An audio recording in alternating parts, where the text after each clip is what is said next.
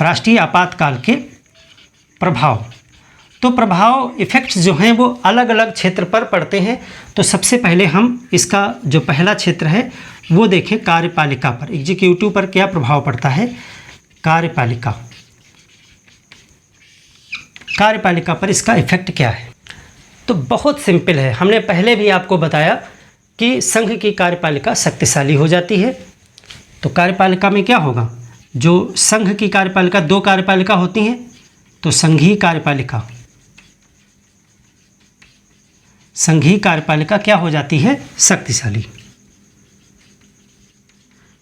तो इसकी शक्ति का विस्तार हो जाता है राज्य की कार्यपालिका पर, यानी जो प्रदेश हैं, राज्य हैं, राज्यों की कार्यपालिका को निर्देश दे सकती है संघीय कार्यपालिका कि वो अपने कार्यपालक शक्तियों का प्रयोग कैसे करें। तो संघीय कार्यपालिका ये जो है निर्देश दे सकती है, निर्देश किसको, राज्य की कार्यपालिका, राज्यों की कार्यपालिका क्या निर्देश दे सकती है। निर्देश क्या होंगे कि वह अपनी शक्तियों का प्रयोग कैसे करें, अपनी शक्तियों का प्रयोग कैसे करें, यानी जो भी रीति वो बताएगा केंद्र की कार्यपालिका, जैसा तरीका बताएगी राज्य की सरकारें उसी तरीके से काम करेंगी।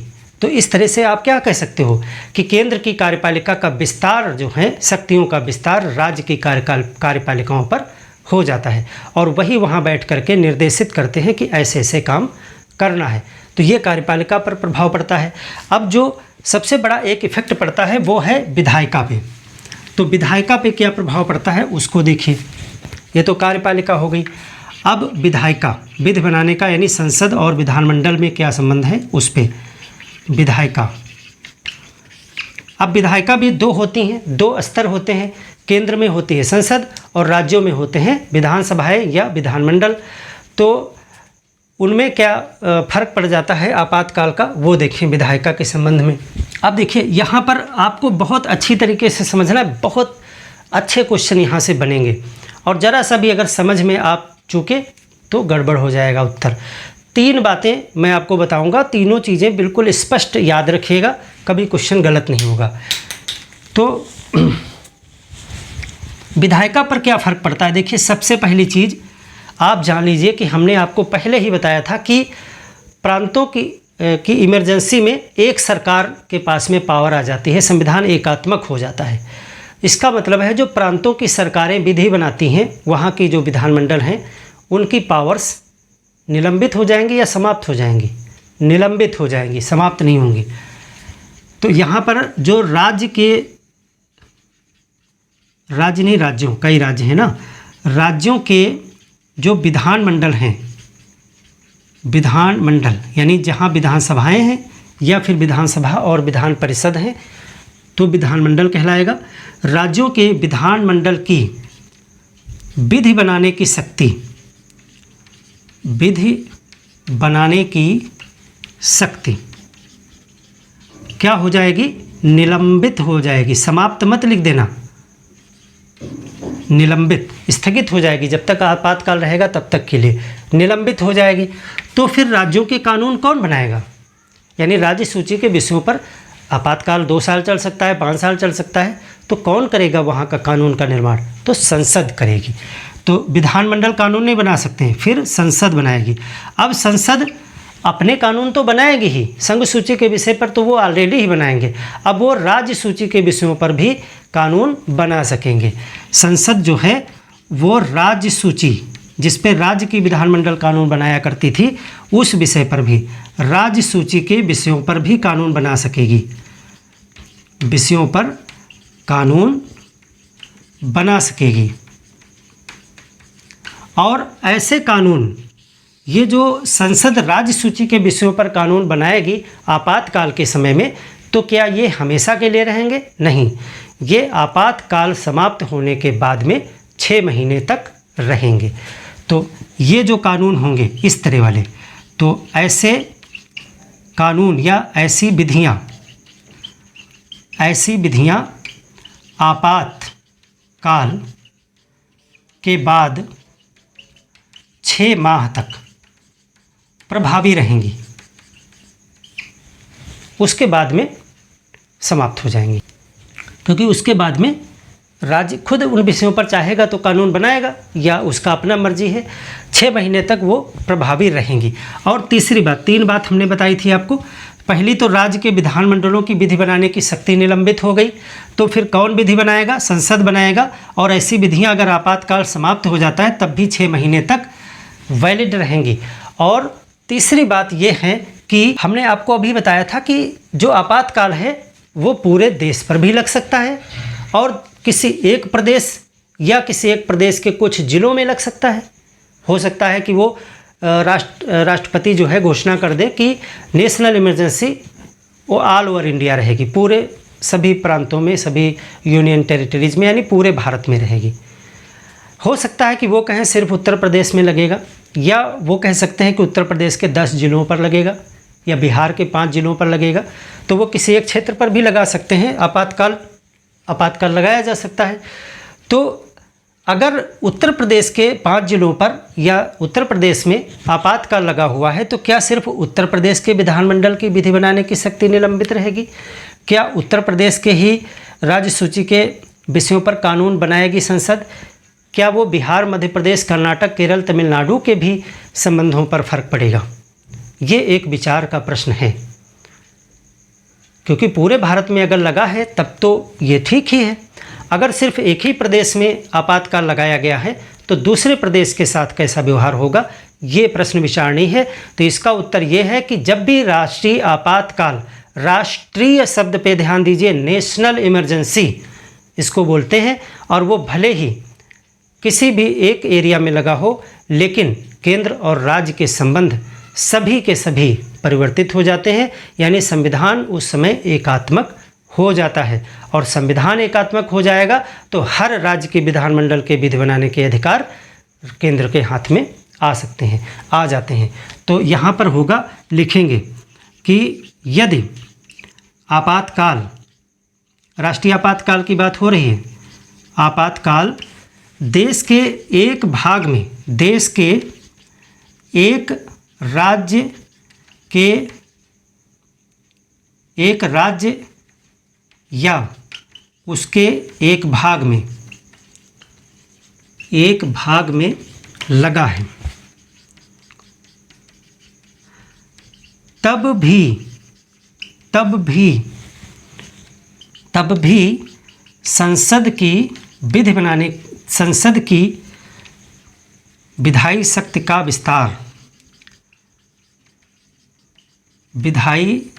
का विस्तार सभी राज्यों पर होगा, सभी राज्यों पर लागू होगा। इसको जरा समझें। मान लेते हैं कि आपातकाल देश के एक राज्य उत्तर प्रदेश में लगाया गया है, या उत्तर प्रदेश के कुछ जिलों में लगाया गया है, 20 जिलों में लगाया गया है, और राज्य सूची के विषय पर अगर संसद कानून बना देती है तो वो ऐसा नहीं होगा कि वो सिर्फ उत्तर प्रदेश के लिए होगा, वह परिवर्तन, वह व्यवस्था सभी प्रदेशों पर लागू होगी। यानी कि संसद जो कानून बनाएगा वो सब प्रदेशों के लिए रहेगा। तो इस तरह से आपको ये 3 बातें आपको विधायिका के संबंध में याद रखनी है। इसी को आप कह सकते हो कि ये चीज़ क्या हो गई, ये कहलाता है एकात्मक संविधान। एकात्मक संविधान। तो कभी क्वेश्चन ऐसे आ सकता है कि किस परिस्थिति में हमारे देश का संघात्मक संविधान, फेडरल कॉन्स्टिट्यूशन, यूनिटरी कॉन्स्टिट्यूशन में बदल जाता है, एकात्मक संविधान में बदल जाता है। तो आपका उत्तर होगा इमरजेंसी के समय, राष्ट्रीय आपातकाल के समय। आप देख रहे हैं कि यहाँ पे जो दूसरा सरकार का स्तर है उसकी विधि बनाने की शक्ति निलंबित हो गई है। तो एकात्मक संविधान का लक्षण है ये। तो इस तरह से हो गया। अब ये तो हमने 2 देख लिए, कार्यपालिका का और विधायिका पे क्या फ़र्क पड़ा। अब तीसरा फ़र्क पड़ता है वित्तीय जो मामले हैं देश के। आपको पता है कि भारत में सरकार के 2 स्तर हैं, तो राजस्व का भी बंटवारा होता है, करों का बंटवारा होता है, केंद्र और राज्य के बीच संबंध है। बहुत बढ़िया चैप्टर है, मैं उसको कराऊंगा आपको। वहाँ पर बहुत काफ़ी इंटरेस्टिंग चीज़ें आपको जानने को मिलेंगी और बहुत इम्पॉर्टेंट भी है केंद्र राज्य संबंध, जल्दी ही उसका चैप्टर होगा। तो केंद्र और राज्य के बीच में राजस्व का बंटवारा भी होता है, तो इस पर भी फर्क पड़ता है। आपातकाल के समय में राजस्व पर भी फर्क पड़ता है, या आप इसे वित्तीय लिखें कि वित्तीय चीज़ों पर क्या फर्क पड़ेगा। वित्तीय, फाइनेंशियल अंतर क्या आएगा। तो जैसा हमने बताया कि कर का वितरण होता है, तो आर्टिकल 354 में ये बात कही गई है। आर्टिकल 354 में बताया गया है कि राष्ट्रपति चाहे तो, आवश्यक नहीं है, कर सकता है, राष्ट्रपति केंद्र और राज्यों के बीच जो राजस्व का बंटवारा है उसको परिवर्तित कर सकता है, उसको परिवर्तित कर सकता है। राष्ट्रपति क्या कर सकता है, केंद्र एवं राज्य के मध्य राजस्व के वितरण को संशोधित कर सकता है, यानी परिवर्तित कर सकता है, परिवर्तित कर सकता है। आवश्यक नहीं है, आवश्यक नहीं है, कर सकता है। अगर उसको लगता है ऐसा करना तो वो कर सकता है। तो इसका मतलब ये है कि मान लेते हैं कहीं पे 100 रुपया में जो है 100 रुपया में 30 रुपये राज्य को मिलता था और 70 रुपये केंद्र के पास रहता था। 70-30 का बंटवारा था, या 70 राज्य को मिलता था। जो भी बंटवारा सिस्टम है उस पर हम अभी नहीं जाएंगे। तो यहाँ पे जो भी राजस्व का वितरण था केंद्र राज्य के बीच में सिस्टम था, वो उसको परिवर्तित कर सकता है कि अब आप कितने कितने में काम आपको चलाना है। तो ऐसा जो ये किया जाएगा संशोधन, ये कब तक रहेगा। अच्छा, एक चीज़ और जाने कि जब ये चीज़ की जाएगी तो इसको सदन के पटल पे रखा जाएगा, यानी सिर्फ राष्ट्रपति के कह देने मात्र से नहीं होगा। मंत्रिपरिषद की सलाह से कर दिया, लेकिन फिर भी इसको सदन में रखा जाएगा पारित होने के लिए। यानी ऐसे निर्णय, अगर राजस्व से संबंधित निर्णय होते हैं तो ये सदन के पटल पर रखे जाएंगे, पटल पर रखे जाएंगे। पास कराना पड़ेगा इसको बाद में संसद से, तो पास तो हो ही जाएगा, पास हो जाएगा। इसके बाद में ये कब तक लागू रहेगा। क्या इमरजेंसी में जो परिवर्तन कर दिए जाएंगे वो हमेशा के लिए हो जाएंगे? नहीं, हमेशा के लिए नहीं होंगे। तो अभी इसके पीछे हमने बताया था कि जो विधियां बन जाएंगी, संसद जो कानून बना देगा, वो आपातकाल के 6 महीने बाद ख़त्म हो जाएंगी।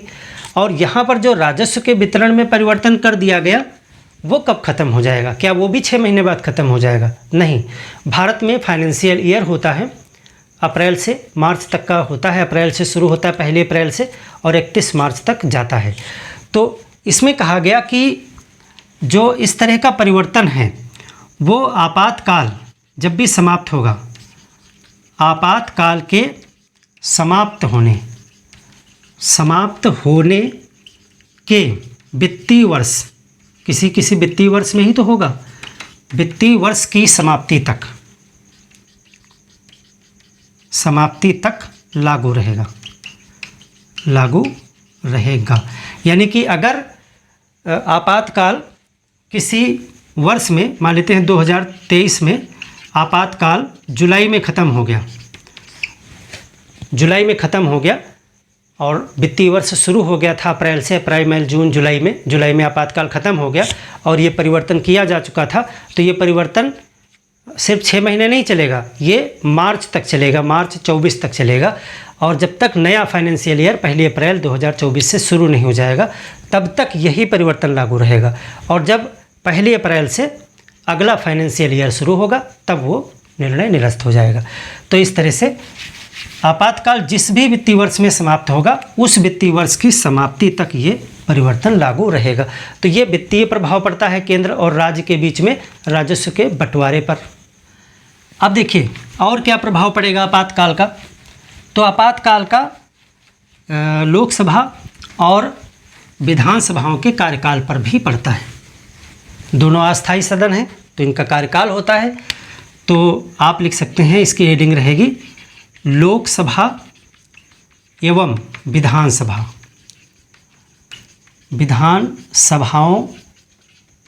का कार्यकाल टेन्योर क्या होगा, लोकसभा और विधानसभाओं का। तो देखिए जब भी आपातकाल की घोषणा हुई, मान लेते हैं, और उसी समय लोकसभा का कार्यकाल आगे ख़त्म होने वाला था या प्रदेश की विधानसभा का कार्यकाल ख़त्म होने वाला था, तो उसको बढ़ाया जा सकता है। इमरजेंसी के समय में कार्यकाल को बढ़ाया जा सकता है, क्योंकि चुनाव कराना संभव नहीं है। तो एक एक वर्ष करके बढ़ाया जाएगा और बार बार बढ़ाया जा सकता है। कार्यकाल क्या कर सकते हैं, एक एक वर्ष करके बार बार बढ़ाया जा सकता है, बढ़ाया जा सकता है। अब ये भी अनिश्चितकालीन है, जब तक आपातकाल रहेगा चुनाव हो नहीं सकता है, तो एक एक वर्ष करके बढ़ा सकते हैं। एक वर्ष हो गया, आपातकाल नहीं ख़त्म हुआ, फिर से बढ़ा दिया 1 साल के लिए। तो जब आपातकाल ख़त्म होगा उसके बाद में 6 महीने बाद जो है 6 महीने तक रह सकता है ये बढ़ोतरी, और फिर चुनाव करवाना अनिवार्य है। यानी आपातकाल की समाप्ति के बाद में, आपातकाल की समाप्ति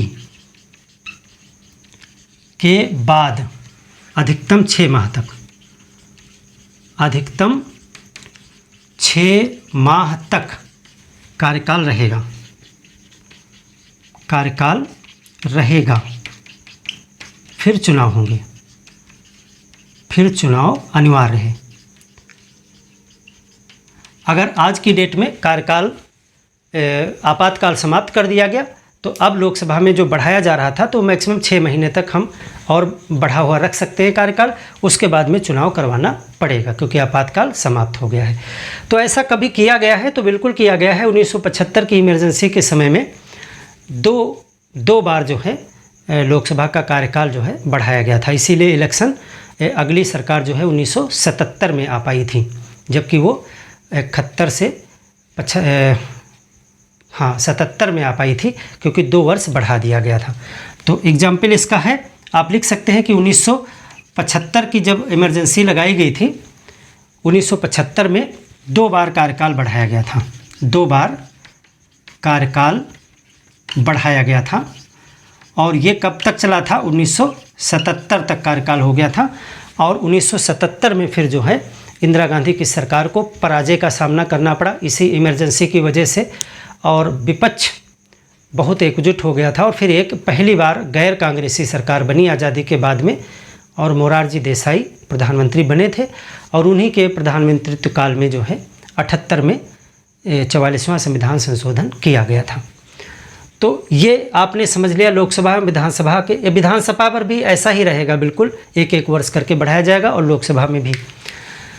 तो ये हो गया। अब जो सबसे इम्पॉर्टेंट चीज़ है इसकी, जो बहुत बार क्वेश्चन पूछी जाती है कि आपातकाल का हमारे फंडामेंटल राइट्स पे क्या प्रभाव पड़ता है। हमने कई चीज़ों को देख लिया, कार्यपालिका को देख लिया, तो बहुत ईजी है। कार्यपालिका का विस्तार विधानसभाओं की कार्यपालिका तक हो गया, वो उनको आदेशित करने लगे। विधायिका का भी देख लिया, वित्तीय भी समझ लिया, कार्यकाल भी समझ लिया।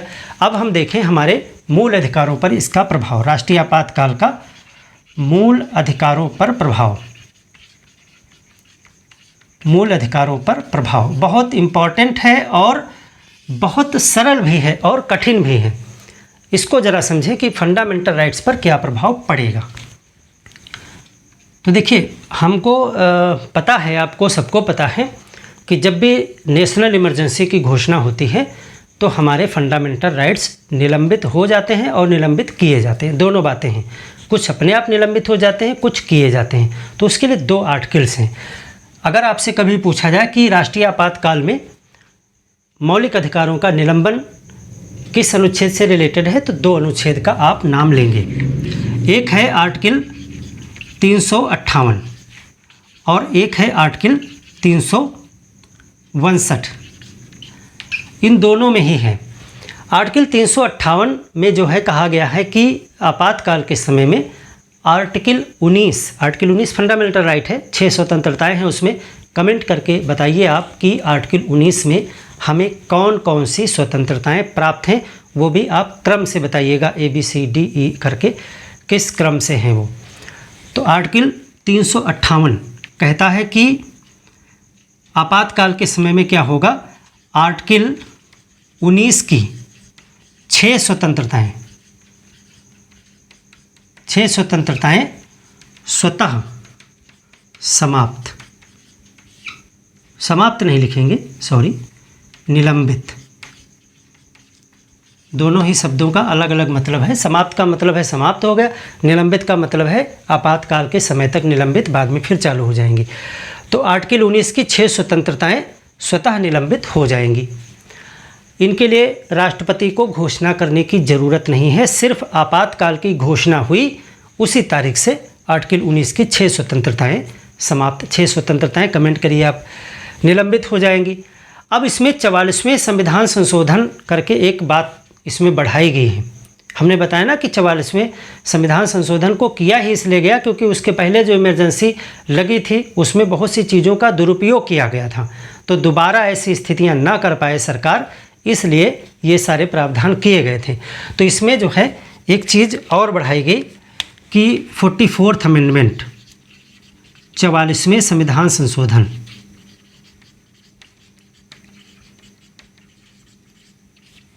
इसमें क्या कहा गया कि आर्टिकल 19 का निलंबन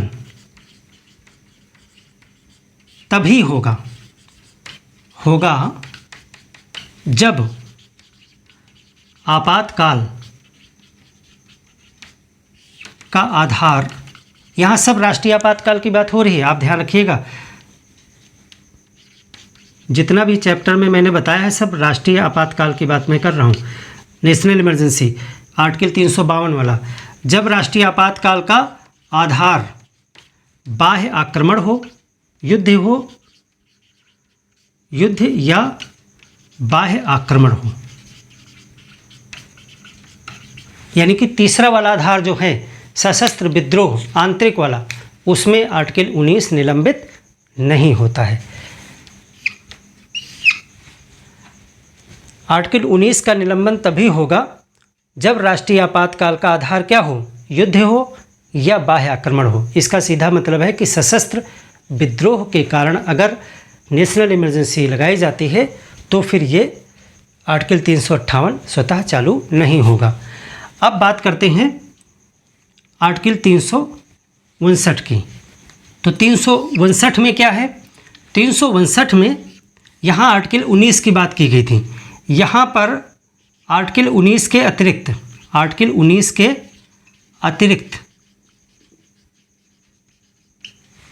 फंडामेंटल राइट्स का निलंबन दिया गया है। फंडामेंटल राइट्स का निलंबन तो एक ही में सब क्यों नहीं दे दिया गया? तो यहाँ पर देखिए स्वतः शब्द को आप ध्यान दीजिएगा, ये स्वतः निलंबित हो जाते हैं। आर्टिकल 19 के अतिरिक्त जो अन्य फंडामेंटल राइट्स हैं, आर्टिकल 14 से लेकर आर्टिकल जो है 32 तक के जो टोटल हैं, उसमें से किन किन चीज़ का निलंबन किया जाएगा वो अतिरिक्त में आ गया। तो आर्टिकल 19 के अतिरिक्त जो फंडामेंटल राइट्स का निलंबन है ये स्वतः नहीं होगा, इसके लिए राष्ट्रपति जो है वो घोषणा करेंगे, आदेश निकालेंगे। तो यहाँ पर राष्ट्रपति आदेश निकाल करके, राष्ट्रपति आदेश द्वारा किसी एक या सभी का निलंबन कर सकते हैं, निलंबन कर सकते हैं। यानी कि वहाँ पर तो स्वतः हो जाता है और पूरे आर्टिकल 19 की 6 स्वतंत्रता का हो जाता है। यहाँ पर क्या होगा कि पहले आपातकाल की घोषणा हुई, उसके बाद अगर राष्ट्रपति को लगता है कि और ज़्यादा फंडामेंटल राइट्स को निलंबित करने की ज़रूरत है तो राष्ट्रपति एक आदेश निकालेंगे और उसमें बताएंगे कि कौन कौन से फंडामेंटल राइट्स का निलंबन किया जाएगा। यानी कि ऐसा नहीं कि सब के सब, वो कह देंगे कि आर्टिकल 15 को कर रहे हैं, आर्टिकल 25 को कर रहे हैं, आर्टिकल 24 को कर रहे हैं, जो भी वो करना चाहें उनकी इच्छा पर है। तो आदेश जारी करके वो एक या सभी फंडामेंटल राइट्स का निलंबन कर सकते हैं। और जो सबसे मेन बात है वो आप यहाँ पर ध्यान रखें कि यहाँ पर फंडामेंटल राइट्स निलंबित नहीं होते हैं, बल्कि न्यायालय जाने का अधिकार निलंबित होता है। तो यहाँ पर फंडामेंटल राइट्स के प्रवर्तन हेतु न्यायालय जाने का अधिकार निलंबित होता है, निलंबित होता है।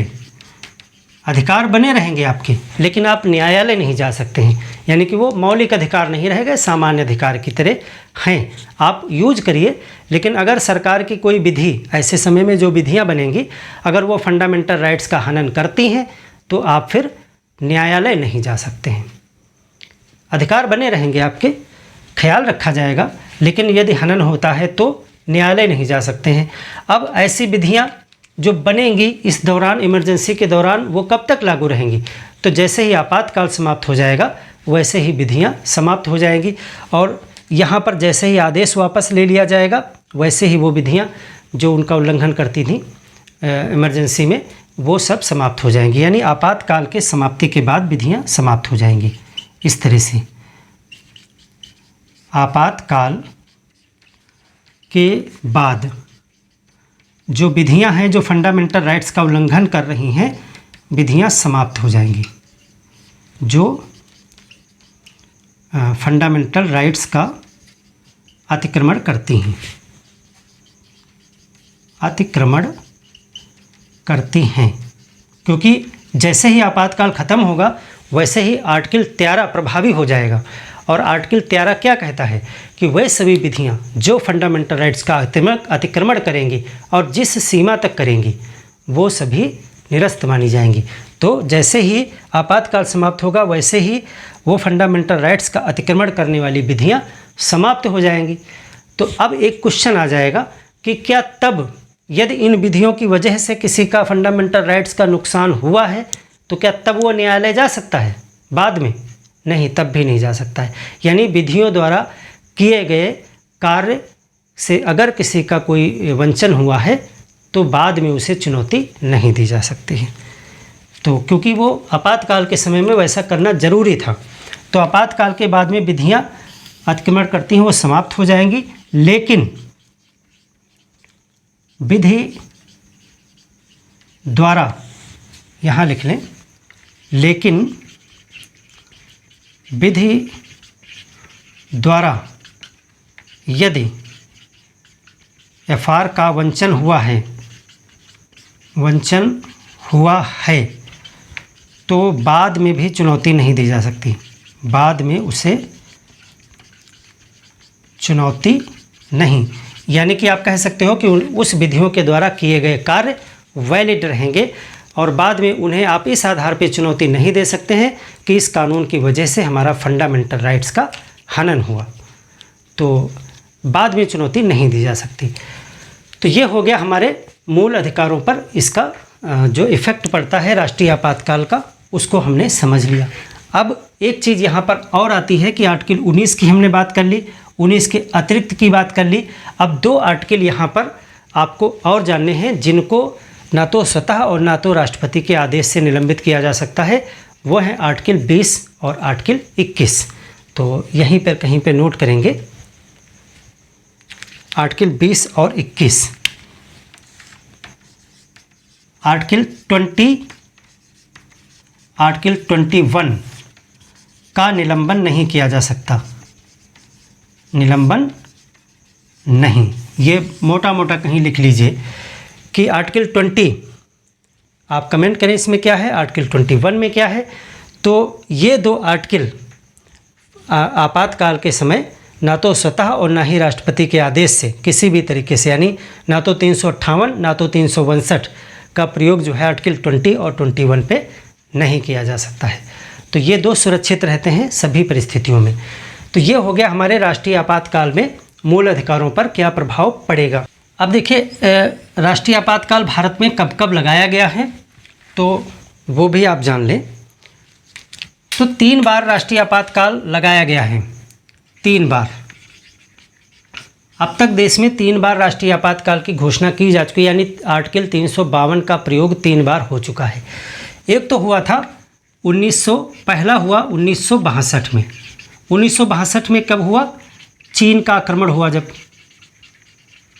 चीन का आक्रमण हुआ 1962 में राष्ट्रीय आपातकाल लगाया गया और ये आपातकाल समाप्त नहीं हो पाया था। 1965 में पाकिस्तान से युद्ध शुरू हो गया, तो दोबारा राष्ट्रीय आपातकाल घोषित करने की ज़रूरत नहीं पड़ी। वही 65 वाला, वही जो 62 वाला चल रहा था वही आगे कंटिन्यू रहा। और ये कब तक रहा? 1968 तक। इसी में 1965 में पाकिस्तान का युद्ध भी हो गया, इसी में पाकिस्तान से युद्ध। तो देखिए दोनों के आधार एक ही थे, इसीलिए दोबारा घोषित करने की ज़रूरत नहीं थी। 1962 में घोषित किया गया, वो अभी चल ही रहा था। उसी में 1965 में पाकिस्तान का युद्ध शुरू हो गया, तो वो वही कंटिन्यू रहा एक ही बार वाला। और 1968 तक जो है यही चलता रहा। 1968 में जाके इसको समाप्त किया गया। तो ये एक बार हुआ। दूसरी बार कब घोषित किया गया? तो दूसरी बार 1971 में घोषित किया गया था। सेकेंड 1971 में फिर पाकिस्तान से जो बांग्लादेश वाला मामला था,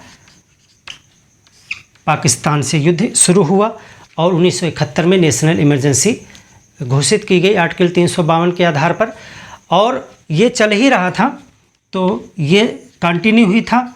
और 1975 में फिर एक घोषणा हुई, वो हुई आंतरिक अशांति के आधार पर। अब देखिए यहाँ पर आप फिर कह सकते हैं कि यहाँ पर जब एक चल रहा था तो दूसरा नहीं घोषित करा गया था, लेकिन यहाँ दूसरा क्यों घोषित किया गया? यहाँ पे काउंटिंग 3 आ गई। तो ये अभी समाप्त नहीं हुआ था, ये नेशनल इमरजेंसी चल ही रही थी 71 वाली। उसके बाद ये 1975 में आंतरिक अशांति की घोषणा कर दी गई। तो यहाँ कारण 2 थे, यहाँ बाह्य कारण था, ये आंतरिक कारण था, इसीलिए तीसरा ये माना गया। और ये दोनों ही जा कर के 1977 में इंड किए गए। ये दोनों ही जो है 1977 तक चले। तो इस तरह से तीन बार जो है नेशनल इमरजेंसी की घोषणा की गई, जिसमें से 2 बार बाह्य कारण थे और 1 बार जो है वो आंतरिक आपातकाल है, आंतरिक कारणों से लगाया गया था। अब देखिए यहाँ पर हमने आंतरिक अशांति शब्द का प्रयोग किया है, इंटरनल डिस्टरबेंस का प्रयोग किया है, क्योंकि 1975 में सशस्त्र विद्रोह शब्द नहीं आया था, तो उसका कारण आंतरिक अशांति बताया गया था।